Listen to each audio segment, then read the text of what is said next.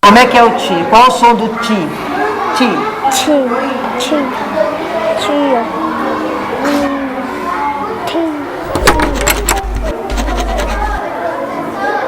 Quando a gente vai alfabetizar uma criança, introduzi-la no mundo das letras, é muito legal quando você recupera o seu próprio processo de entrada, se bem que a gente se esquece muito, claro, né? Não vai se lembrar, mas você pelo menos se põe, né, como uma pessoa que não vê uma transparência entre a fala e a escrita na sua representação. E para onde que ele pode olhar com outros olhos? Para os erros, entre aspas, que a criança faz, né? Então, quando ela escreve, sei lá, taque-se com QI, né? Ela não tem uma normalidade, uma doença, uma dislexia. Não, ela está simplesmente escrevendo do jeito que ela fala. A professora Maria Irma Cudri você já conhece. Ela é responsável pelo Centro de Convivência de Linguagens da Unicamp, que trabalha com crianças que apresentam dificuldades para aprender a ler e a escrever. Em suas pesquisas, Maria Irma utiliza como base o livro de Freud, A Interpretação das Afasias. A afasia é uma questão, né, um problema de linguagem, só que ele decorre de uma lesão no cérebro, né? Ninguém nasce afásico. Então, as pessoas que têm derrame, um AVC, ou que tem um trauma, né, que batem a cabeça e tem um traumatismo, ou que tem um processo expansivo, um tumor. Então, tem que ter uma lesão cerebral em áreas, né, em que a linguagem está representada, né, em grandes áreas, para ser afásico. Então, tem vários tipos de afasia e relaciona a afasia, que é, quer dizer, a entrada da criança na fala, na leitura e na escrita, com a saída, entre aspas, do afásico, né? Quer dizer, você tem a criança entrando e o afásico sofrendo, né, com perdas, vamos dizer assim, em relação à língua e à linguagem, né? Então para entender o problema da afasia, ele se debruça nos momentos de aquisição da fala, que se aprende com o outro, quer dizer, a criança aprende a falar porque ela aprende a repetir, no sentido do Freud, né, aprende com o outro, e essa entrada da fala nos processos de leitura e escrita, essa concomitância, né, e a concomitância entre o motor, o sonoro e o sinestésico, tanto para falar como escrever, e para escrever ainda tem o visual. Escrevam aí a primeira brincadeira.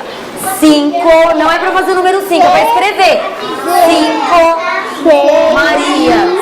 5,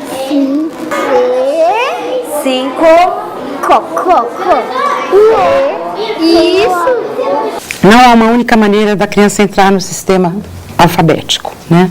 A criança já está na língua, e ela já está na língua, já está no oral. E os métodos, esses métodos que relacionam somente o nome da letra com o som da letra e tal, e aí as sílabas e tal, se a criança não pega isso, ela fica barrada de entrar.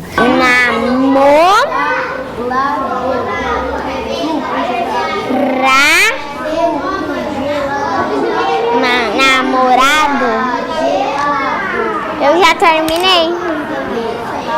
Então, o que ele propõe? Ele propõe, por exemplo, a soletração. A soletração, ela tem uma primazia do sonoro e do motor. Então, eu soletro e aí tem o nome da letra. Então, a criança, isso é uma coisa nova para a criança.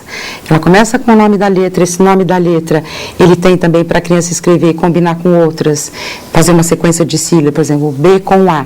Ela não pode escrever B, E, ela tem que escrever o B só e o A para dar a sílaba Bá. O que a criança não sabe? Que ela tem que apagar o nome da letra para escrever o som da letra e ainda por cima o som que a letra tem na palavra. Qual o som do ti? Ti. Ti. Ti. Tia. Eu acho que é o I com A. Põe o que você acha que é. Põe para a professora ver. O que vai? Ele tem um parzinho aqui do lado? O I? Tem, lógico, né? E qual seria o parzinho do I para ficar ti? T. Põe o que você acha que é. E aonde vai isso aí? Aonde que vai? É aqui que vai o T? Que letra é essa? T. E esta? I. Que som que dá o T com I? T. Então é muita informação. É muita informação, quer dizer, é complexo. E por que é complexo? Porque é simultâneo. Né? Ela tem que sacar isso simultaneamente. Se por alguma razão ela não consegue sacar essa simultaneidade, ela fica barrada. Né? E aí acontecem os equívocos, por exemplo, podem acontecer equívocos de achar que o que a criança está apresentando é uma anormalidade, é um percurso patológico, quando não, né? Você tem que entender onde ela está no processo para fazer com que ela caminhe no processo de aprender a tecnologia da escrita. Como é que um sistema alfabético funciona, ou seja, qual é a relação entre som, né, o som e a letra. Como é que é o NO? N-O. É só o NO? Não, cadê? Tenho. É o N o quê? N. Eu acho que é só N-O. São 3 letrinhas, e você sabe. Completa o NO.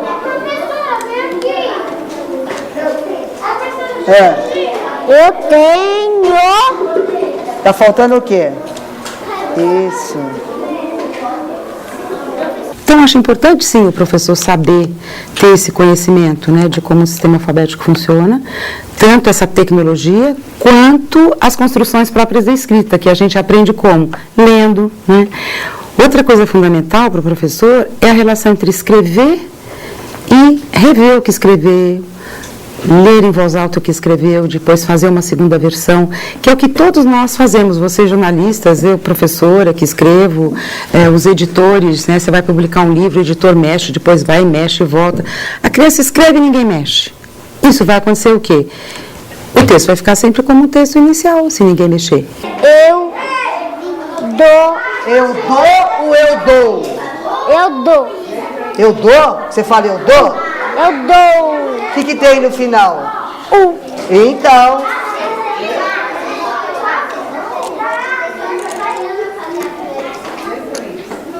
escrever é mais complexo, diz o Freud, do que ler, porque tem toda, além do motor e do sonoro, eu tenho o visual, né? Então, para eu ler, eu tenho que o quê? Decifrar várias coisas. Quer dizer, eu tenho o nome da letra, né? O som da letra dentro da palavra, toda a questão motora da fala, que também na escrita se projeta, quando eu vou escrever, usar a mão e o olho, né? Então, veja, são processos complexos. Até que você formou o quê? Lê com o dedinho. Coloca o dedo. Ellen Beatriz dos Santos Afonso.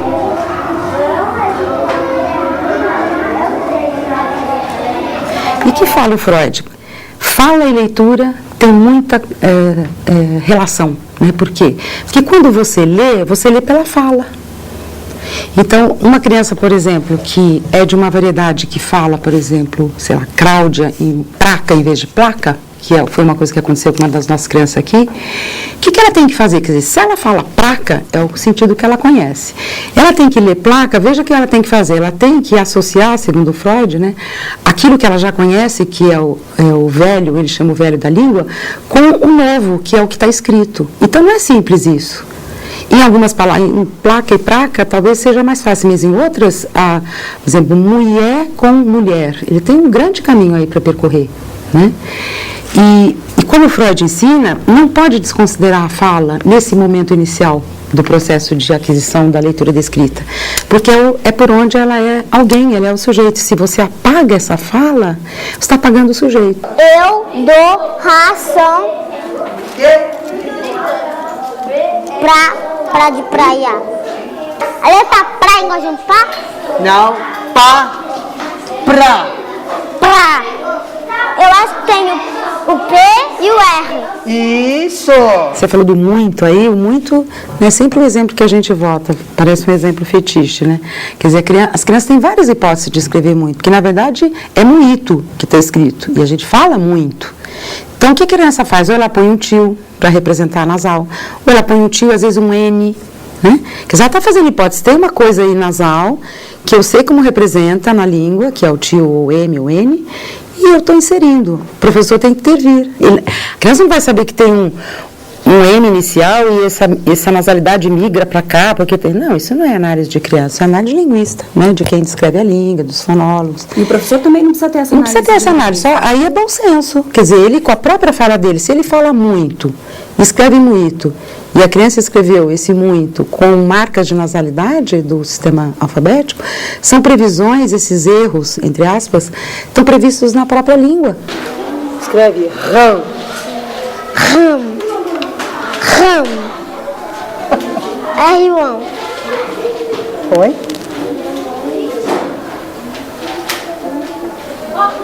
Ah, não, ficou rão. Ah, ficou rão.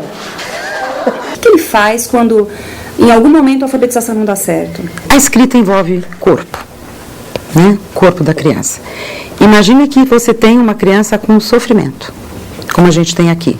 Né? Crianças que sofreram abuso, crianças que foram rejeitadas por pais e mães, enfim. Ou então uma tristeza natural da vida, a criança perdeu, sei lá, um animalzinho de estimação, morreu. Então, naquele momento, ela não prestou atenção, ela estava distraída e perdeu aquele momento. Ela barrou ali. Então, o professor tem que ter essa sensibilidade, ver o ritmo em que estão as crianças todas. Ele tem que ter esse jogo para poder acompanhar. Porque se uma criança barra no momento, aí ela não consegue. Aí aquele conjunto de letras que ela pode até escrever, não fazem sentido dentro da palavra. E é a palavra que é a unidade de sentido da língua. Né? Então, agora, depende muito do professor, da intervenção dele, do conhecimento dele no momento em que está essa criança. Porque se a gente tiver, né, sensibilidade, bom senso, olhos para ver em que momento a criança está no processo, você consegue desdobrar aquilo. O V com o I tá junto, o T com o O tá junto, o R com o I tá junto e o A tá sozinho. Tá, mas o nome do Vinícius tem som de A no final? Eu falo Vinícius.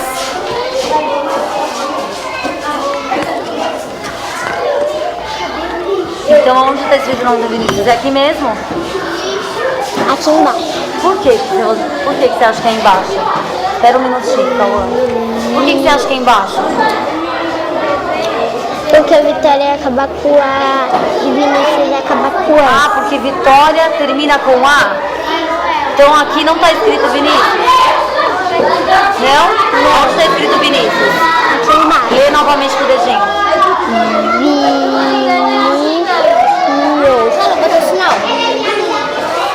As crianças não aprendem a ler e escrever para transcrever a própria fala, não é isso, mas é a entrada inicial, é aquilo que ela precisa para poder fazer começar a fazer essa correspondência entre som, né, e letra, entre o nome da letra, o som da letra e a escrita da letra, são coisas diferentes e que ela tem que ter uma simultaneidade aí para poder representar alfabeticamente.